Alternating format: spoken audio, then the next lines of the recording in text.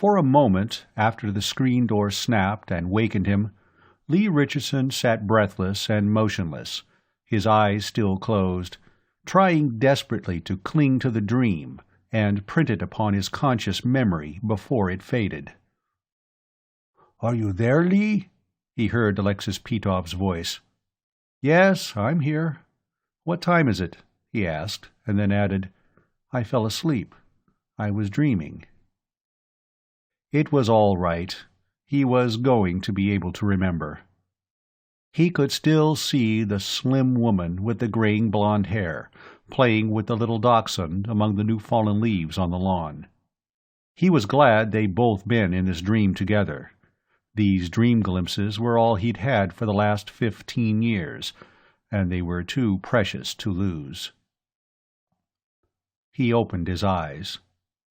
The Russian was sitting just outside the light from the open door of the bungalow, lighting a cigarette. For a moment he could see the blocky, high-cheeked face, now pouched and wrinkled, and then the flame went out, and there was only the red coal glowing in the darkness. He closed his eyes again, and the dream picture came back to him, the woman catching the little dog and raising her head as though to speak to him. "Plenty of time yet." Petov was speaking German instead of Spanish, as they always did between themselves. "They're still counting down from -3 hours. I just phoned the launching site for a jeep. Eugenio's been there ever since dinner. They say he's running around like a cat looking for a place to have her first litter of kittens." He chuckled. This would be something new for Eugenio Galvez, for which he could be thankful. "I hope the generators don't develop any last-second bugs," he said. "We'll only be a mile and a half away, and that'll be too close to 50 kilos of negamatter if the field collapses." "It'll be all right," Petov assured him. "The bugs have all been chased out years ago." "Not out of those generators in the rocket. They're new." He fumbled in his coat pocket for his pipe and tobacco. "I never thought I'd run another nuclear bomb test as long as I lived." "Lee!" Petov was shocked. "You mustn't call it that. It isn't that at all. It's purely a scientific experiment." Wasn't that all any of them were? We made lots of experiments like this, back before 1969. The memories of all those other tests, each ending in an Everest-high mushroom column, rose in his mind. And the end result, the United States and the Soviet Union blasted to rubble, a whole hemisphere pushed back into the Dark Ages, 250 million dead, including a slim woman with graying blonde hair and a little red dog, and a girl from Odessa whom Alexis Petov had been going to marry. "Forgive me, Alexis. I just couldn't help remembering. I suppose it's this shot we're going to make tonight. It's so much like the other ones before—" he hesitated slightly, "before the Auburn bomb." There, he'd come out and said it. In all the years they'd worked together at the Instituto Argentina de Ciencia Física, that had been unmentioned between them. The families of hanged cutthroats avoid mention of ropes and knives. He thumbed the old-fashioned American lighter and held it to his pipe. Across the veranda, in the darkness, he knew that Petov was looking intently at him. "You've been thinking about that lately, haven't you?" the Russian asked, and then timidly, "Was that what you were dreaming of?" "Oh, no, thank heaven." "I think about it too, always. I suppose—" He seemed relieved now that it had been brought out into the open and could be discussed. "You saw it fall, didn't you?" "That's right. From about 30 miles away. A little closer than we'll be to this shot tonight. I was in charge of the investigation at Auburn, until we had New York and Washington and Detroit and Mobile and San Francisco to worry about. Then what had happened to Auburn wasn't important anymore. We were trying to get evidence to lay before the United Nations. We kept at it for about 12 hours after the United Nations had ceased to exist." I could never understand about that, Lee. I don't know what the truth is. I probably never shall. But I know that my government did not launch that missile. During the first days after yours began coming in, I talked to people who had been in the Kremlin at the time. One had been in the presence of Klizenko himself when the news of your bombardment arrived. He said that Klizenko was absolutely stunned. We always believed that your government decided upon a preventive surprise attack and picked out a town, Auburn, New York, that had been hit by one of our first retaliation missiles and claimed that it had been hit first. He shook his head. Auburn was hit an hour before the first American missile was launched. I know that to be a fact. We could never understand why you launched just that one, and no more until ours began landing on you, why you threw away the advantage of surprise and priority of attack. Because we didn't do it, Lee. The Russian's voice trembled with earnestness. You believe me when I tell you that? Yes, I believe you. After all that happened, and all that you and I, and the people you worked with, and the people I worked with, and your government and mine have been guilty of, it would be a waste of breath for either of us to try to lie to the other about what happened 15 years ago. He drew slowly on his pipe. But who launched it then? It had to be launched by somebody. Don't you think I've been tormenting myself with that question for the last 15 years? Petov demanded. You know, there were people inside the Soviet Union, not many, and they kept themselves well hidden, who were dedicated to the overthrow of the Soviet regime. They, or some of them, might have thought that the devastation of both our countries and the obliteration of civilization in the Northern Hemisphere would be a cheap price to pay for the ending of the rule of the Communist Party. Could they have built an ICBM with a thermonuclear warhead in secret? He asked. There were also fanatical nationalist groups in Europe, both sides of the Iron Curtain, who might have thought our mutual destruction would be worth the risks involved. There was China and India. If your country and mine wiped each other out, they could go back to the old ways and the old traditions. Or Japan, or the Muslim states. In the end, they all went down with us. But what criminal ever expects to fall? We have too many suspects, and the trail's too cold, Alexis. That rocket wouldn't have had to have been launched anywhere in the Northern Hemisphere. For instance, our friends here in the Argentine have been doing very well by themselves since El Coloso del Norte went down. And there were the Australians, picking themselves up bargains in real estate in the East Indies at gunpoint. And there were the Boers, trekking north again, in tanks instead of ox wagons. And Brazil, with a not too implausible pretender to the Braganza throne, calling itself the Portuguese Empire and looking eastward. And to complete the picture, here were Professor Dr. Lee Richardson and Comrade Professor Alexis Petrovich Petov, getting ready to test a missile with a matter annihilation warhead. No, this thing just wasn't a weapon. A jeep came around the corner, lighting the dark roadway between the bungalows, its radio on and counting down. 22 minutes. 21:59. 58. 57. It came to a stop in front of their bungalow, at exactly -2 hours, 21 minutes, 54 seconds. The driver called out in Spanish. "Dr. Richardson, Dr. Petov, are you ready?"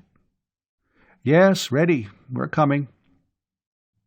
They both got to their feet, Richardson pulling himself up reluctantly.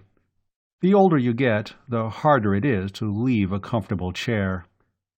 He settled himself beside his colleague and former enemy, and the jeep started again, rolling between the buildings of the living quarters area and out onto the long, straight road across the pampas toward the distant blaze of electric lights. He wondered why he had been thinking so much, lately, about the Auburn bomb. He'd questioned, at times, indignantly of course, whether Russia had launched it. But it wasn't until tonight, until he had heard what Petov had to say, that he seriously doubted it.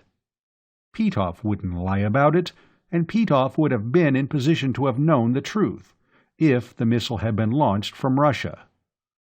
Then he stopped thinking about what was water, or blood, a long time over the dam.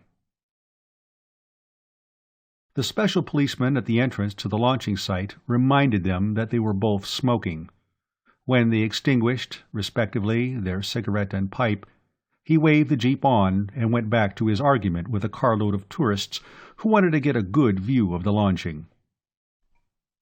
"There now, Lee. Do you need anything else to convince you that this isn't a weapon project?" Petov asked. "No. Now that you mention it, I don't.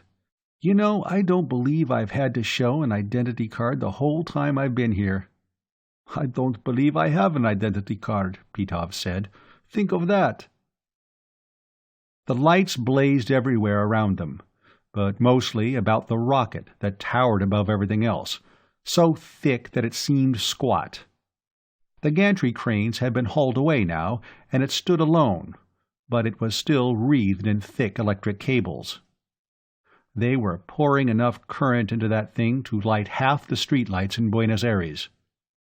When the cables were blown free by separation charges at the blastoff, the generators powered by the rocket engines had better be able to take over, because if the magnetic field collapsed and that 50-kilo chunk of negative proton matter came in contact with natural positive proton matter, an old-fashioned H-bomb would be a firecracker to what would happen.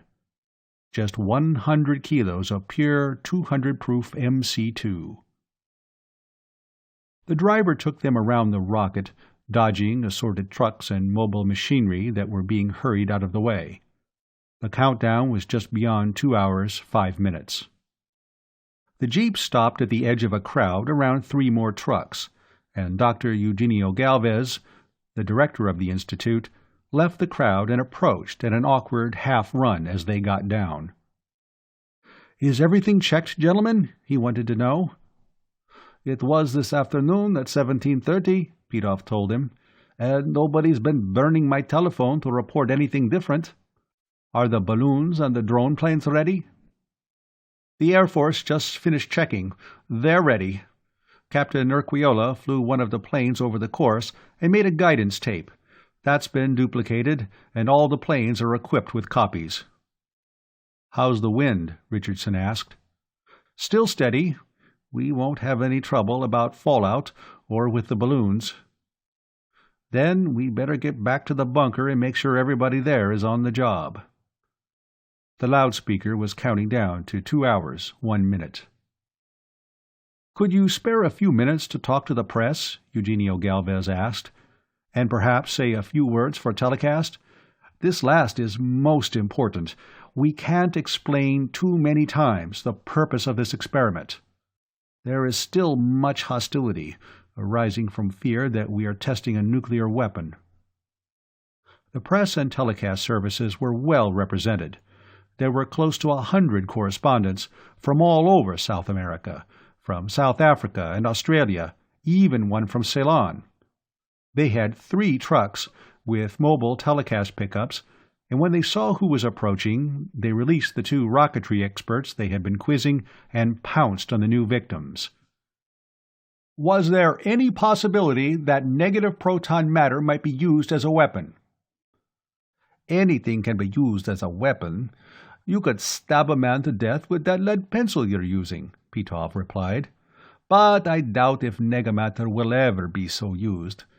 We're certainly not working on weapons design here. We started, 6 years ago, with the ability to produce negative protons, reverse spin neutrons, and positrons, and the theoretical possibility of assembling them into negamatter. We have just gotten a 50-kilogram mass of nega-iron assembled. In those 6 years, we had to invent all our techniques and design all our equipment. If we'd been insane enough to want to build a nuclear weapon after what we went through up north, we could have done so from memory and designed a better, which is to say a worse, one from memory in a few days." "Yes, and building a negamatter bomb for military purposes Would be like digging a 50-foot shaft to get a rock to bash somebody's head in, when you could do the job better with the shovel you were digging with," Richardson added. "The time, money, energy, and work we put in on this thing would be ample to construct 20 thermonuclear bombs, and that's only a small part of it." He went on to tell them about the magnetic bottle inside the rocket's warhead, mentioning how much electric current was needed to keep up the magnetic field that insulated the negamatter from contact with posimatter. "Then what was the purpose of this experiment, Dr. Richardson?" "Oh, we were just trying to find out a few basic facts about natural structure.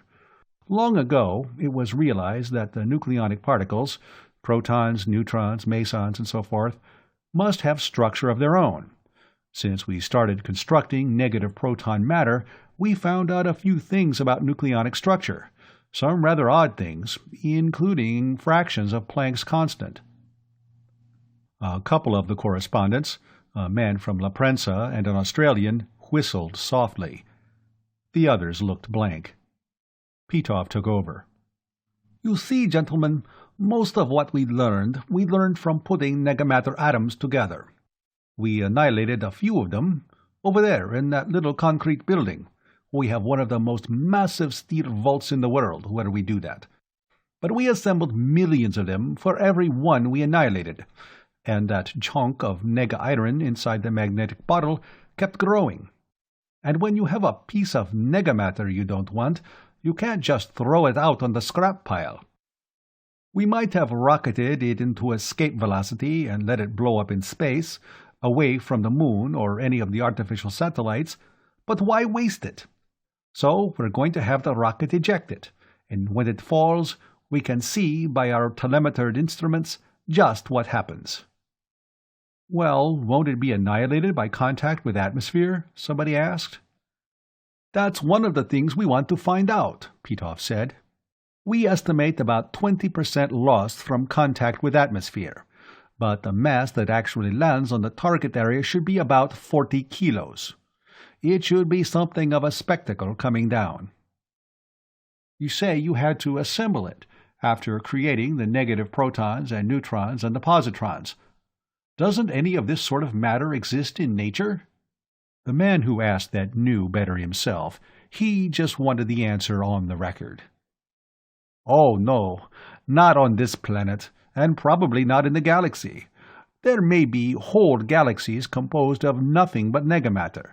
There may even be isolated stars and planetary systems inside our galaxy composed of negamatter, though I think that very improbable. But when negamatter and posimatter come into contact with one another, the result is immediate mutual annihilation." They managed to get away from the press and returned as far as the bunkers, a mile and a half away. Before they went inside, Richardson glanced up at the sky, fixing the location of a few of the more conspicuous stars in his mind. There were almost 100 men and women inside, each at his or her instruments, view screens, radar indicators, detection instruments of a dozen kinds.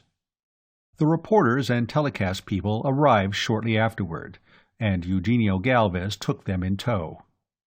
While Richardson and Petov were making their last-minute rounds, the countdown progressed past -1 hour, and at -20 minutes, all the overhead lights went off and the small instrument operators' lights came on.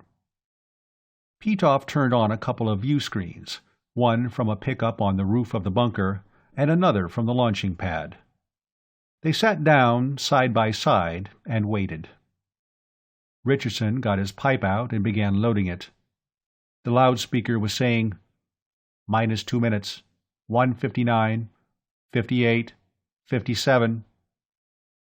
He let his mind drift away from the test, back to the world that had been smashed around his ears in the autumn of 1969. He was doing that so often now when he should be thinking about 2 seconds, 1 second, firing. It was a second later that his eyes focused on the left-hand view screen. Red and yellow flames were gushing out at the bottom of the rocket, and it was beginning to tremble. Then the upper jets, the ones that furnished power for the generators, began firing. He looked anxiously at the meters. The generators were building up power. Finally, when he was sure that the rocket would be blasting off anyhow, the separator charges fired and the heavy cables fell away. An instant later, the big missile started inching upward, gaining speed by the second, first slowly and jerkily, and then more rapidly until it passed out of the field of the pickup. He watched the rising spout of fire from the other screen until it passed from sight.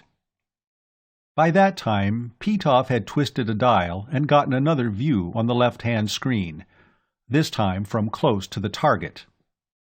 That camera was radar-controlled. It had fastened onto the approaching missile, which was still invisible. The stars swung slowly across the screen until Richardson recognized the ones he had spotted at the zenith.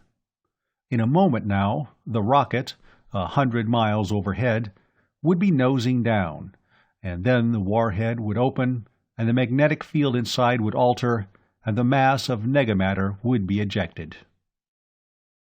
The stars were blotted out by a sudden glow of light. Even at 100 miles, there was enough atmospheric density to produce considerable energy release. Petoff, beside him, was muttering, partly in German and partly in Russian. Most of what Richardson caught was figures, trying to calculate how much of the mass of unnatural iron would get down for the ground blast. Then the right-hand screen broke into a wriggling orgy of color, and at the same time every scrap of radio-transmitted apparatus either went out or began reporting erratically. The left-hand screen, connected by wiring to the pickup on the roof, was still functioning. For a moment, Richardson wondered what was going on, and then shocked recognition drove that from his mind as he stared at the ever-brightening glare in the sky. It was the Auburn bomb again. He was back, in memory, to the night on the shore of Lake Ontario, the party breaking up in the early hours of morning, he and Janet and the people with whom they had been spending a vacation week standing on the lawn as the guests were getting into their cars. And then the sudden light in the sky, the cries of surprise and then of alarm as it seemed to be rushing straight down upon them. He and Janet clutching each other and staring up in terror at the falling blaze from which there seemed no escape. Then relief as it curved away from them and fell to the south. And then the explosion, lighting the whole southern sky. There was a similar explosion in the screen, when the mass of nega iron landed, a sheet of pure white light, so bright and so quick as to almost pass the limit of visibility.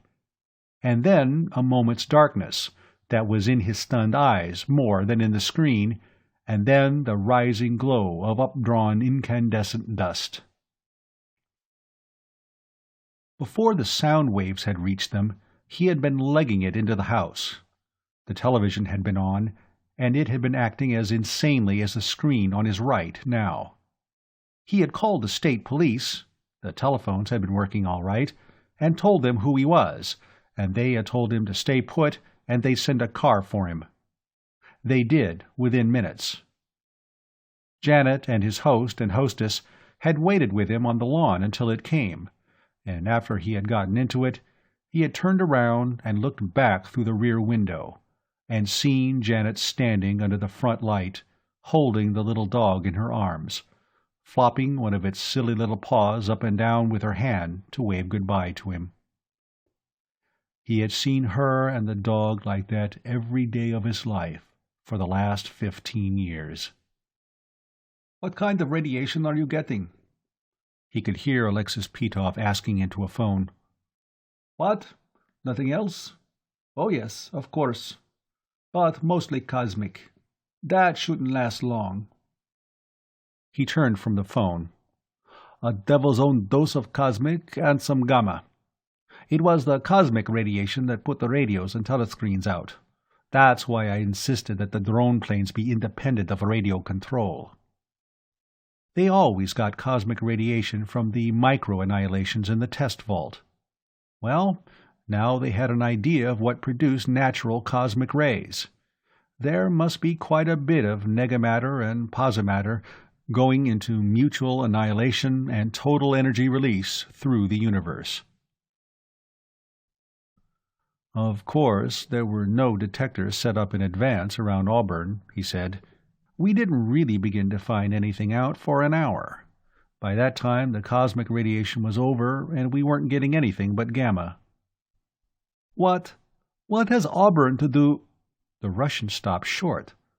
You think this was the same thing? He gave it a moment's consideration. Lee, you're crazy. There wasn't an atom of artificial negamatter in the world in 1969. Nobody had made any before us. We gave each other some scientific surprises then, but nobody surprised both of us. You and I, between us, knew everything that was going on in nuclear physics in the world. And you know as well as I do. A voice came out of the public address speaker. Some of the radio equipment around the target area that wasn't knocked out by blast is beginning to function again. There is an increasingly heavy gamma radiation, but no more cosmic rays. They were all prompt radiation from the annihilation. The gamma is secondary effect. Wait a moment. Captain Urquiola of the Air Force says that the first drone plane is about to take off. It had been 2 hours after the blast that the first drones had gone over what had been Auburn, New York. He was trying to remember as exactly as possible what had been learned from them. Gamma radiation, a great deal of gamma. But it didn't last long. It had been almost down to a safe level by the time the investigation had been called off, and 2 months after there had been no more missiles, and no way of producing more, and no targets to send them against if they'd had them, rather, he had been back at Auburn on his hopeless quest, and there had been almost no trace of radiation.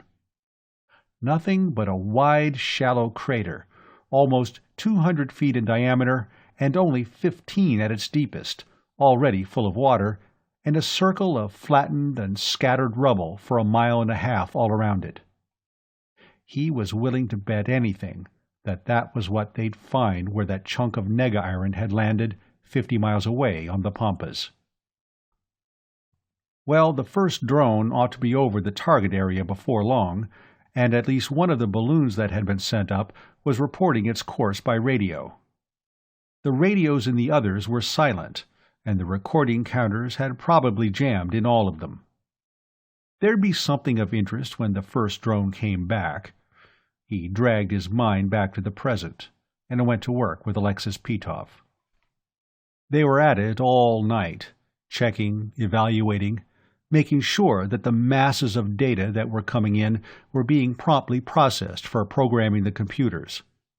At each of the increasingly frequent coffee breaks, he noticed Petov looking curiously. He said nothing, however, until long after dawn. They stood outside the bunker, waiting for the jeep that would take them back to their bungalow and watching the line of trucks.